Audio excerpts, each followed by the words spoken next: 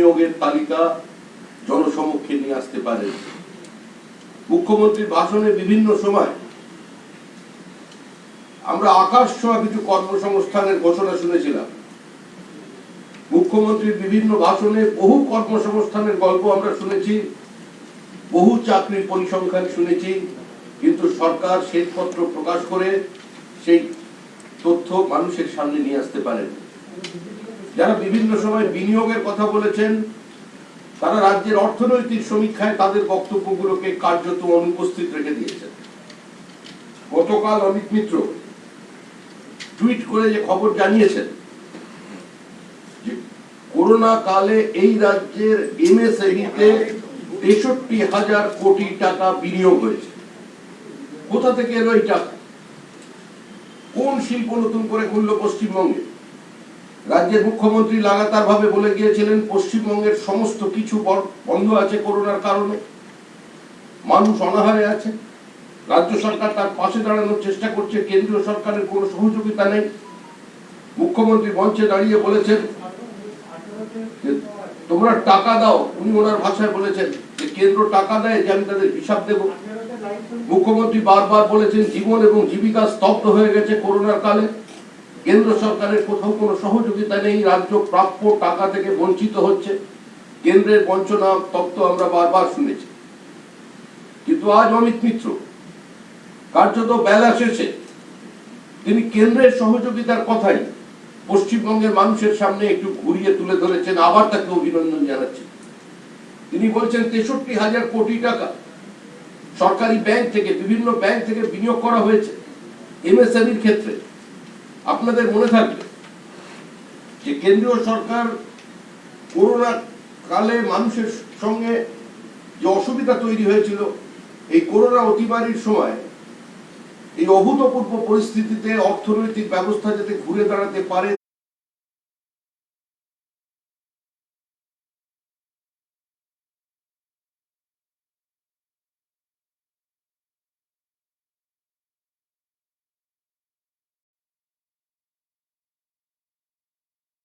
তার জন্য ২০ লক্ষ কোটি টাকার একটা প্যাকেজের ঘোষণা করে।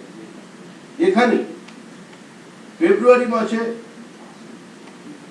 যারা ঋণ নিয়েছিলেন সরকারের বিভিন্ন ব্যাংকের থেকে, যে সমস্ত এমএসএমই সেক্টরে যাদের সম্পূর্ণ কাজকর্ম বন্ধ থাকার কারণে তারা কর্মচারীদের বেতন দিতে পারছিলেন না, ব্যাপক কর্মসংস্থান সংকোচনের সামনে যখন তাদের বিভিন্ন প্রতিষ্ঠান এবং সামগ্রিকভাবে রাজ্য পৌঁছে গিয়েছিল, তখন কেন্দ্রীয় সরকার কোনো গ্যারান্টি ছাড়াই,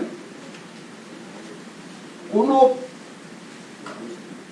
সিকিউরিটি ছাড়াই যে ঋণ দিয়েছিল সেখানে ক্ষেত্রে ২০% বৃদ্ধির ব্যবস্থা করেছে, আরো ২০% টাকা সেখানে দিয়ে।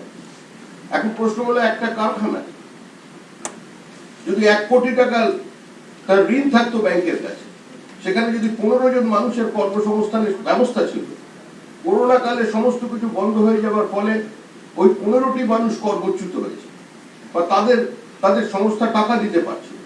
সেই সময় কেন্দ্রীয় সরকার সাহায্যের হাত বাড়িয়ে তাদের আরো ২০ লক্ষ টাকা করে ঋণের ব্যবস্থা করেছিল, যাতে তারা তাদের বকেয়া মেটাতে পারে এবং তাদের বন্ধ যে ব্যবস্থা আছে সেই ব্যবস্থাটার মধ্যে আরো গতি সঞ্চার করতে পারে। এক্ষেত্রে নতুন করে কোথায় কর্মসংস্থান? যে এমএসএমই শিল্প পশ্চিমবঙ্গে ছিল, যারা এক্সিস্টিং, যে সমস্ত প্রোডাকশন হাউসের কাজকর্ম চলছিল, করোনার জন্য যাদের বন্ধ হয়েছিল, তাদের সম্পূর্ণ চালু করবার জন্য রাজ্য সরকারের পক্ষ থেকে উদ্যোগ নেওয়া হয়নি বা রাজ্য সরকারের সেই উদ্যোগ নেওয়ার ক্ষমতা নেই। সেখানে কেন্দ্রীয় সরকার তাদের আবার নতুন করে ২০% ফার্দার লোনের ব্যবস্থা করে দিয়ে তাদের সংস্থাটাকে, পুরো প্রসেসটাকে চালু রাখার ব্যবস্থা করেছে। আজকে অমিত মিত্র বলছেন কেন্দ্রীয় সরকারের ওয়েবসাইটে তাদের পরিসংখ্যান অনুযায়ী ১ কোটি টাকা যদি কোনো ক্ষেত্রে বিনিয়োগ হয়, ৩৬ জনের কর্মসংস্থান হতে পারে। এবার কত ঋণ দিয়েছেন সেটাকে ডাউনলোড করে সেটাকে ৩৬ দিয়ে গুণ করে একটা কর্মসংস্থানের হিসাব মানুষের সামনে তুলে ধরেছে।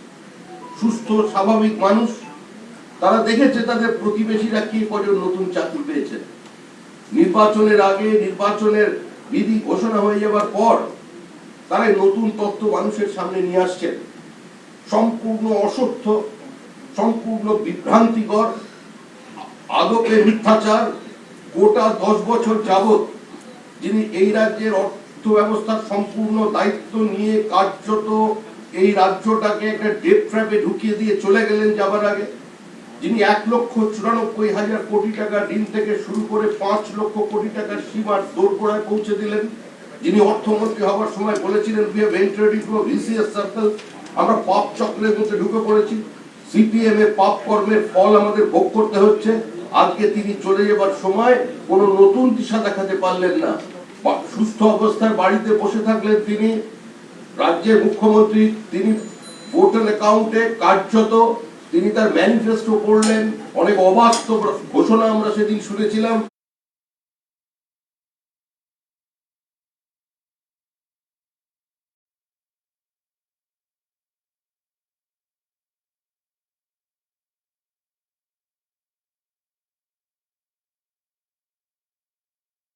সেদিন শুনেছিলাম কেন্দ্রীয় প্রকল্পকে রাজ্যের প্রকল্পের নাম করে কিভাবে চালানো হয়েছে। এই সরকার আজকে বিভিন্ন সময় এই সরকারের বিরুদ্ধে এতদিন পর্যন্ত গ্রাম বাংলায় অভিযোগ উঠেছিল চাল চোর সরকার, ট্রিপল চোর সরকার, তারপরে হলো টিকা চোর সরকার, এখন এই সরকার শিল্প চোর সরকার। এটা নতুন একটা সংযোজন তাদের মধ্যে চলে এলো। যে শিল্প তৈরি আছে, যে শিল্প দীর্ঘদিন ধরে ব্যাংকের সঙ্গে সহযোগিতায় ব্যবসা করছে, কেন্দ্র সরকার সেই শিল্পের পুনরুজ্জীবনের জন্য, তাকে সার্ভাইভ করাবার জন্য, শিল্পে কর্মরত মানুষরা যাতে তাদের কর্মচ্যুত যাতে না হন, তাদের বাঁচিয়ে রাখবার জন্য যখন ব্যবস্থা করলো, তখন এই প্রকল্প চুরি করার ব্যবস্থা করছে এই সরকার।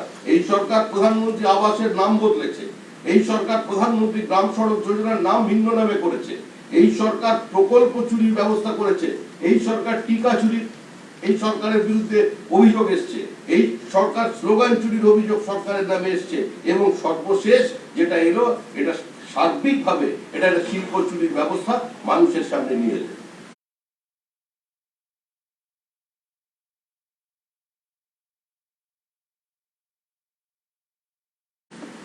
গতকাল বিহারের মুখ্যমন্ত্রী,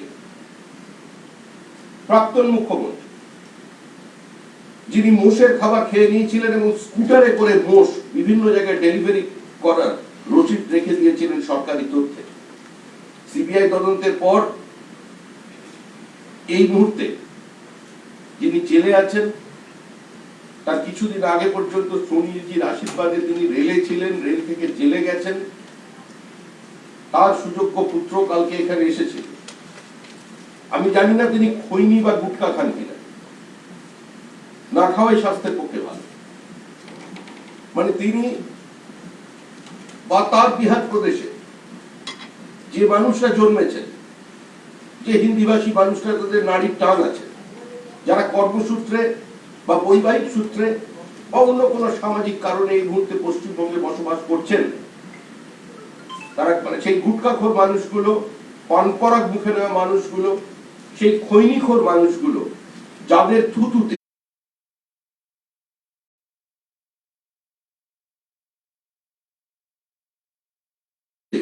পশ্চিমবঙ্গের লোহার রডে যাতে জং না লেগে যায়, যার জন্য তৃণমূল কংগ্রেস সদা সচেষ্ট ছিল। আজকে সেই গুটখাখোরদের নেতা কালকে এসেছিলেন নবান্নে। অবশ্যই এই শব্দ চয়ন, এই বিশেষণ এই মুহূর্তে শাসক দলের বিভিন্ন স্বনামধন্য নেতাদের থেকেই আগত। আপনাদের সংবাদ মাধ্যম বিভিন্ন সময় ফলাও করে বারবার সকাল থেকে রাত্রি পর্যন্ত তা দেখিয়ে যান। সেই ভদ্রলোক যিনি কালকে এসেছিলেন, আমরা সম্পূর্ণ নির্বাচনী রীতিনীতিকে অগ্রাহ্য করে, অস্বীকার করে, মডেল কোড অফ কন্ডাক্ট চালু হয়ে যাবার পর তিনি নবান্নে রাজ্যের মুখ্যমন্ত্রীর সঙ্গে দেখা করলেন, নবান্ন থেকে বেরিয়ে সেই চত্বরে কার্যত তৃণমূল কংগ্রেসের হয়ে ভোট চাইলেন, তৃণমূল কংগ্রেসকে সমর্থন করেন। এটা নির্বাচন বিধিভঙ্গের সামিল। আরেকজন এসেছেন, আসছেন শুনছি, তিনিও নৈতিক সমর্থন দিয়ে দিয়েছেন উত্তরপ্রদেশ থেকে। বাংলার মানুষ, বাংলার রাজনীতি উদ্বেল হয়ে উঠবে হয়তো আগামী দিনে তার আশীর্বাদের কারণে বা তার ওই মরাল সাপোর্টের কারণে। আরেকজন আছেন, কংগ্রেস ভেঙে দল তৈরি করেছিলেন মহারাষ্ট্রে এনসিপি, শরদ পাওয়ার, উনিও নাকি সমর্থন করেছেন। এরা সবাই আসছে। এর আগের দিন ভাইজানের ব্রিগেডে আমরা দেখলাম ডি রাজা সীতারাম ইয়েচুরি, ছত্তিশগড়ের মুখ্যমন্ত্রী বাঘেল। মুখ্যমন্ত্রীর কাছে একটাই প্রশ্ন, দেশের স্বরাষ্ট্রমন্ত্রী অমিত শাহ, দেশের প্রধানমন্ত্রী নরেন্দ্র দামোদর দাস মোদী, পৃথিবীর সবচেয়ে বড় রাজনৈতিক দলের সভাপতি শ্রী জগৎ প্রকাশ নাড্ডা, তারা যখন পশ্চিমবঙ্গে আসেন তখন তারা বহিরাগত। তাহলে এখন যারা সমাগত হচ্ছেন মুখ্যমন্ত্রীর দুয়ারে, তাদের সম্পর্কে উনি কি কথা বলেন?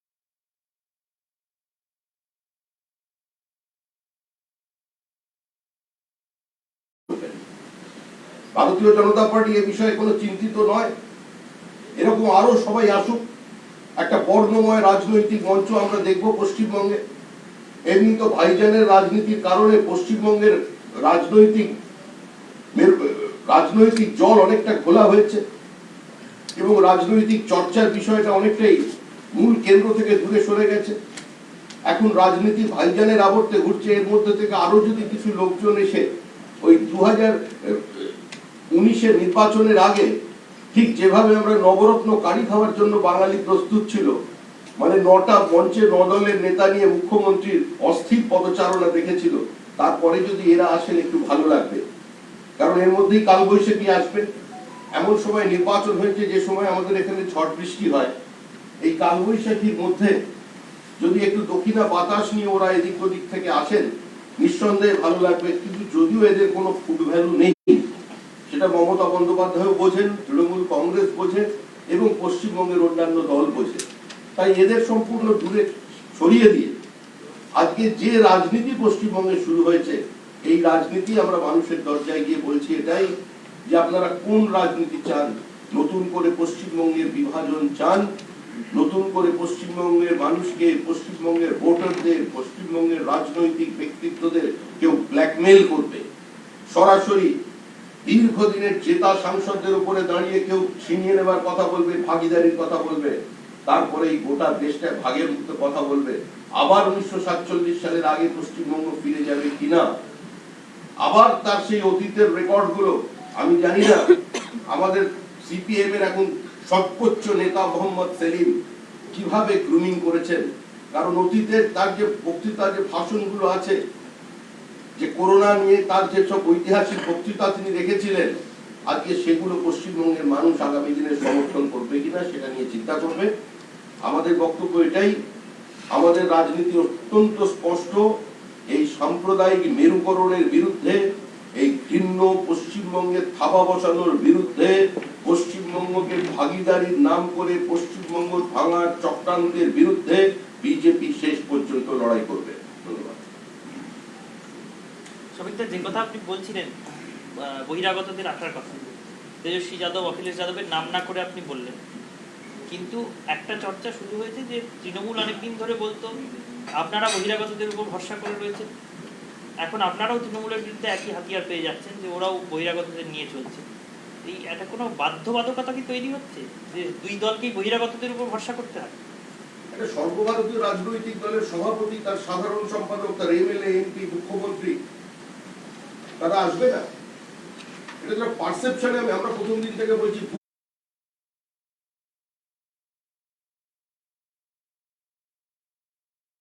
ভুল আছে।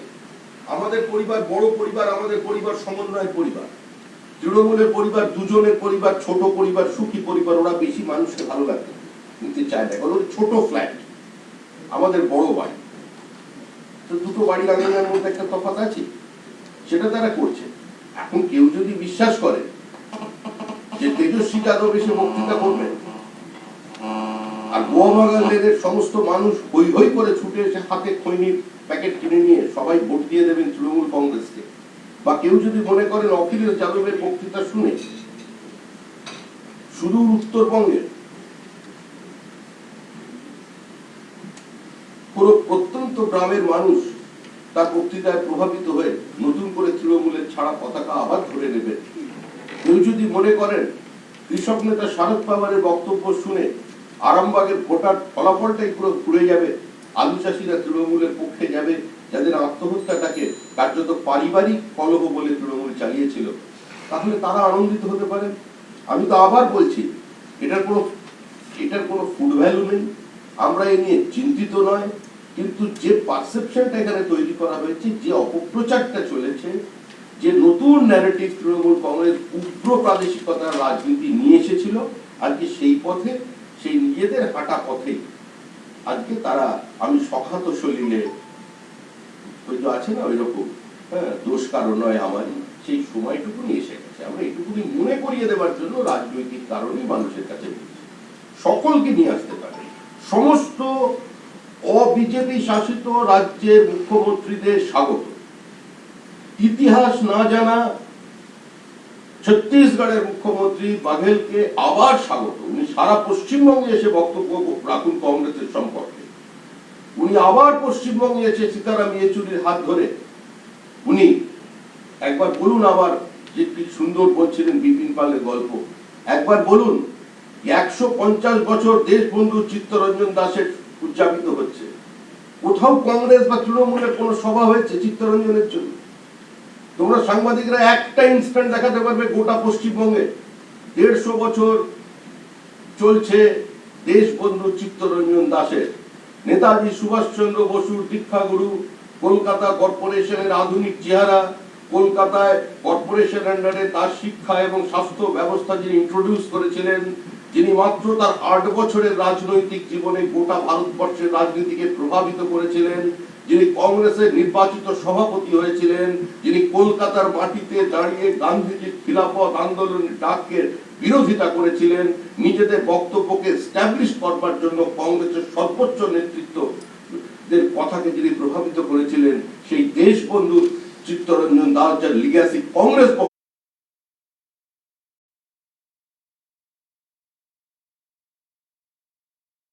করছে আজকে 150 বছরে কোথাও ওই বিধান ভবনে কোনোদিন উৎসব দেখেছেন?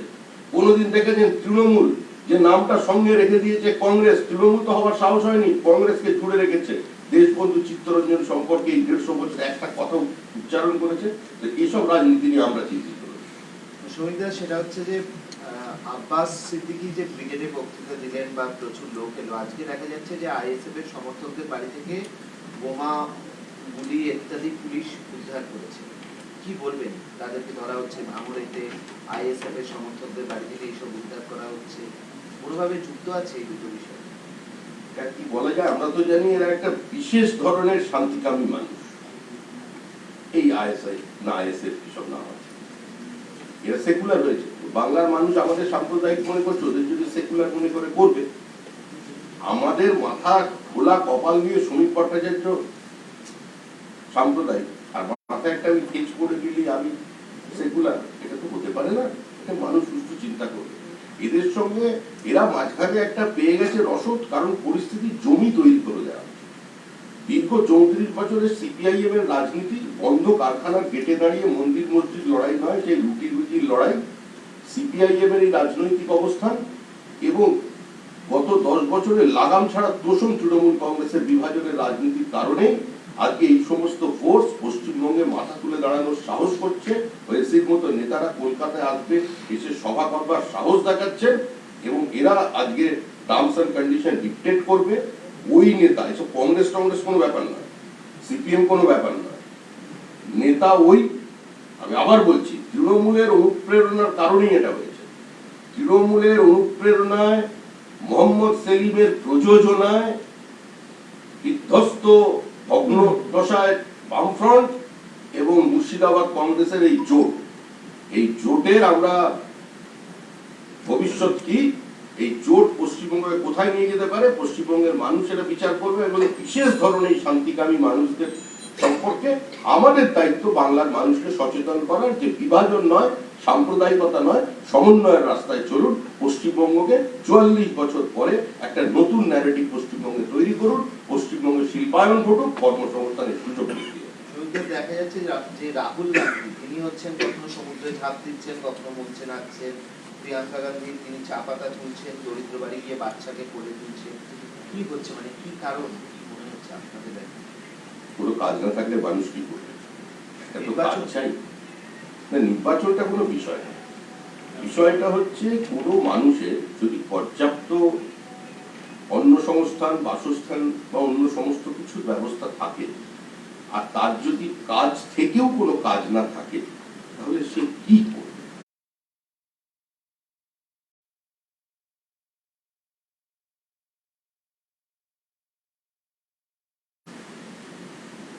কংগ্রেসের রাজনৈতিকভাবে অকুল সমুদ্রে পড়ে গেছে, আরো গভীর সমুদ্রের দিকে এগোবে, সেই জন্য সাঁতার কেটে প্র্যাকটিস করছে। অমিত শাহ, মোদি, নাড্ডা এদের কতগুলো সভা হবে বা কি হবে কিছু আপনাদের এর মাঝখানে ইলেকশনের আগে কতগুলো সভা হবে বা কিছু আপনাদের? সর্বভারতীয় দল, আমি আবার বলছি, বড় দল, এই পরিবারের প্রত্যেক ছেলে মেয়ে তো চাইবে তার কাছে গুরুজনরা আসুক, গার্জেনরা আসুক, যে যার আবদার করবে। কারণ আবদার তো ফেলে দেওয়া যাবে না।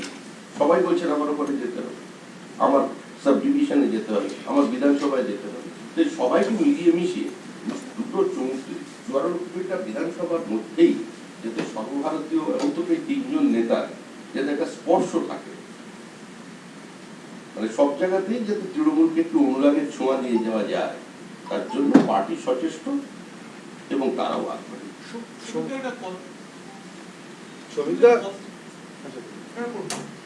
সবিতা, তৃণমূল বলছে যে ওয়াইসি বিজেপিরই বি টিম, তো ওয়াইসি যদি ভোট কাটে তাতে আপনাদেরই লাভ হবে, কি বলবেন? আজকে তৃণমূলের জোট হচ্ছে, সভাপতি বলেছেন আজকে, ওয়াইসির সভাপতি পশ্চিমবঙ্গে, উনি আজকে বলেছেন যে আমরা তৃণমূলের মিটিং হতে তৈরি। কিন্তু এটা হচ্ছে রাজনীতির কারবারি, দেশ ভাঙার ছক। এদের কর্মকাণ্ড দেখে বুঝতে পেরেছে আমরাও যা করছি আর তৃণমূলও যে সমস্ত কাজ অতীতে করেছে তার মধ্যে একটা সিমিলারিটি আছে, একটা কাছাকাছি আছে, আত্মীয়তার সন্ধান পাচ্ছে। সেজন্য ওরাও বলেছে আমরা তৃণমূলের সঙ্গে হাত মেলাতে প্রস্তুত। শুনতে একটা জল্পনা সকাল থেকে চলছে, তাই জন্য প্রশ্নটা আপনাকে সোজাসুজি করতে চাই। একটা কথা হচ্ছে যে সৌরভ গঙ্গোপাধ্যায়ের 7 তারিখের ব্রিগেড সভায় জয়েন করার কথা চলছে, এটা কতটা সত্যি কিছু বলতে পারবেন? সৌরভ গঙ্গোপাধ্যায় শুনেছিলাম তো বিশ্রামে ছিলেন, শরীর ভালো হয়ে এই রোদে যদি প্র্যাকটিসে আসেন, মানে জাস্ট খেলার আগে ওয়ার্ম আপে, মানুষ মনে হচ্ছে এরকম চাইছে, এরকম চাইলে ওনার যদি মনে হয় যে এই ওয়েদার এখন ভালো না পেরে সঙ্গীতা একটা হিন্দি হিন্দি एक जामिरुल हसन मीम के जो पश्चिम बंगाल के नेता है, उन्होंने कहा है कि टीएमसी अगर चाहे तो हम उन सीटों पर जीतने में मदद कर सकते हैं टीएमसी के, जिस पर टीएमसी पिछले 10 सालों से नहीं जीता। क्या कहेंगे? यही तो हम लोग बोलते आ रहे हैं, पिछले कई साल से हम लोग यही बोल रहे हैं कि तृणमूल का जो रवैया रहा पूरा पश्चिम बंगाल, तृणमूल जैसे सरकार चला है, तृणमूल जैसे माँ दुर्गा का विसर्जन को ऊपर रोक लगा दिया और मुहर्रम का प्रोसेसन करने दिया, तृणमूल जैसे सरस्वती पूजा लेके अपने आप में कंट्रोवर्सी में चला गया, तो तृणमूल का जो इमाम हुआ चिन्हाता दिया, तृणमूल सरकार ने जो काम किया उसका जो नैरेटिव रहा है, कोई नेता खड़ा होकर बोल रहा है मिनी पाकिस्तान है, कोई नेता हुआ जाकर के बोल रहा है कि इधर ऐसे किसी भी काम नहीं करना चाहिए जिसमें संख्यालु का मन में थोड़ा सा ठेस हो, ये जो उसका बर्ताव रहा पूरा, तो ये देखकर मीम को ऐसा लगा अरे ये तो हमारा ही है, तो एक अपनापन महसूस हुआ उसका। और इतना सुंदर माहौल है, बसंत आ गया पूरा, इस ऋतु है, बंगाल तो जगह तो खराब नहीं है ना, इधर 6 ऋतु का समावेश होता है, इसमें एक अपनापन, चुनाव का सदव्यवहार, तो मीम आ रहा है, हम लोग जो बोला वही होने वाला है। তারকা প্রার্থী কতজন হবে? তার কারণ শ্রাবন্তী বলছেন যে তিনি প্রার্থী হতে পারেন, নিউজ দিচ্ছেন, কিরণ, যশ, এরকম তারকা প্রার্থী আপনাদের কতজন? এটা আমি কি করে বলতে পারবো? আমি খুব ভয়ে আছি তারকা নই বলে। মানে তারা কি দাঁড়াবেন এরকম সম্ভাবনা রয়েছে? যারা জয়েন করেছেন টলিপাড়ার তারা কি দাঁড়াবেন এরকম সম্ভাবনা রয়েছে? দলই বিষয়টা তা নয়, দল যাকে মনে করবে যে গ্রহণ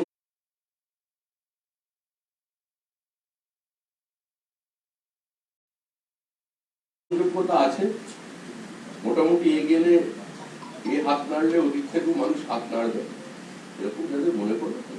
বলছি কংগ্রেস আর আইএসএফ এর এই তো জট এখনো কাটলো না, আজকেও বৈঠক হলো, কি বলবেন? সব মিলে মিশে এক হয়ে গেছে। আরে যে গরু দুধ দেয় তার একটু লাথি খেতে হবে না? একসঙ্গে জোট করেছে, তার ব্রিগেডে সামিল হয়ে ভাষণ দিয়েছে, আর অধীরবাবু তো বলেছেন তার জীবনের সবচেয়ে বড় সত্যি কথা বলেছেন, উনি স্পষ্টবাদী মানুষ, উনি তো বলেছেন যে প্রথম এত বড় সভায় ভাষণ দেওয়ার সৌভাগ্য তার হয়েছে।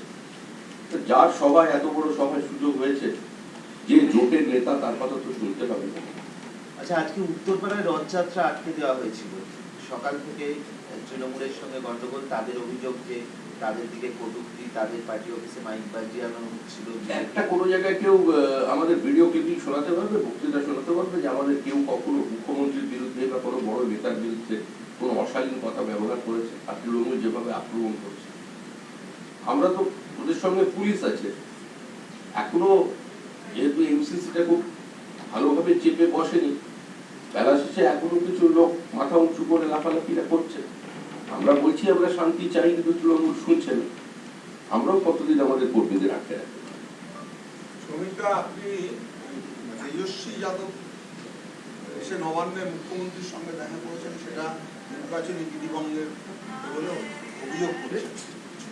আজকে বিজেপির কেন্দ্রীয় নেতা কৈলাস বিজয়বর্গী তিনি এখানে একটি সভায় কীর্তন শিল্পীদের একটি অনুষ্ঠান, সেখানে তিনি বলেছেন যে 70 বছরের বেশি শিল্পীরা ভাতা পাবে, বাংলায় ক্ষমতায় এলে 60 বছরের বেশি সকলকে 1000 টাকা করে ভাতা দেওয়া হবে। এই প্রতিশ্রুতি দিয়েছে, নির্বাচনের ঘোষণা হয়। নির্বাচন ঘোষণার পরেই তো নির্বাচনী ইস্তাহার বের হয়ে যায়, খবরটা লিক করে দিয়ে যায়, এরকম একটা অভিযোগ করতে পারে, তাহলে সেটা ছিল। কিন্তু নির্বাচন তো প্রতিশ্রুতি, নির্বাচনী প্রচার মানে কি, সরকারে এলে আমরা কি করবো তার প্রতিশ্রুতি, আমাদের রোডম্যাপ কি সেটা বলা। এখন তো আমাদের নির্বাচনটা ঘোষণা হওয়ার পরেই রাজনৈতিক দল তার ইস্তাহার প্রকাশ করে, এখনো পর্যন্ত কোনো দল করেনি, আমরাও করি। কি কি থাকবে ইস্তাহারে বড় নেতারা জানেন, উনিও জানেন কি আমাদের আছে। সে একটা দুটো পয়েন্ট বলেছে, এতে নির্বাচনী বিধি ভঙ্গে আরো বলবে, আরো আছে আমাদের।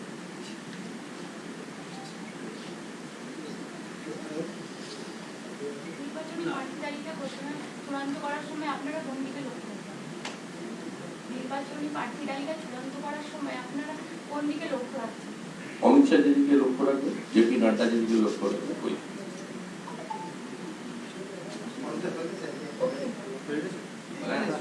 আন্ত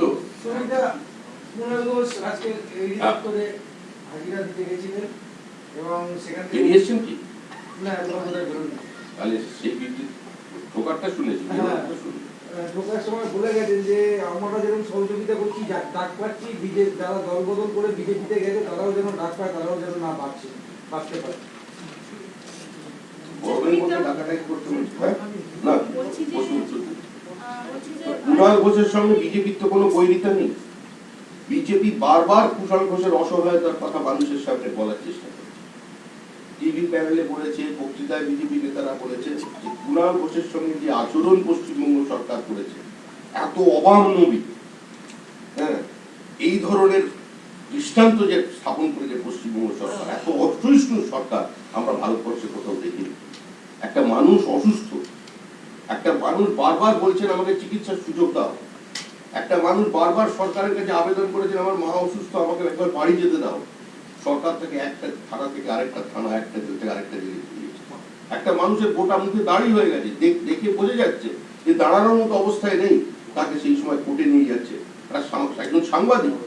এই পশ্চিমবঙ্গে 2011 পরিবর্তনে যার একটা নির্দিষ্ট ভূমিকা ছিল, পশ্চিমবঙ্গে 2011 মন্ত্রিসভা তৈরির সময় মমতা বন্দ্যোপাধ্যায়ের সঙ্গে যে 4 জন সেদিন উপস্থিত ছিলেন, মানে এখনো মন্ত্রীরা বলেন, সেই বৈঠকে পর্যন্ত যে কুণাল ঘোষ উপস্থিত ছিলেন, যিনি তৃণমূল কংগ্রেসের সাংসদ ছিলেন, সে এক মুখ দাঁড়িয়ে গিয়ে সাংবাদিকদের কিছু একটা বলতে চাইছে, সে মানুষটাকে বলতে পর্যন্ত দেওয়া হয়নি।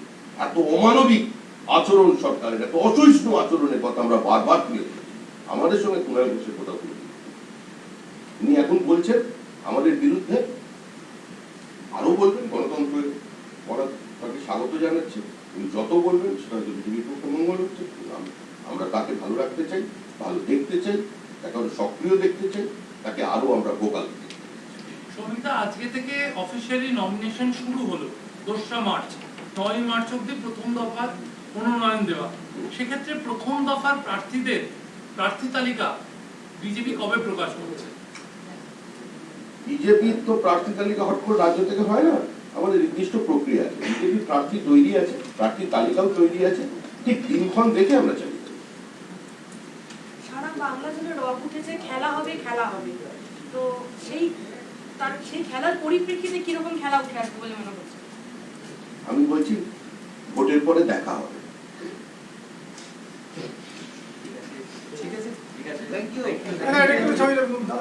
ইউ। ছবি নেবে ছবি। আবার ছবি সুন্দর হচ্ছে, এই তোমরা ছবি ভালো লাগে। কত সুন্দর সুন্দর আছে রোজ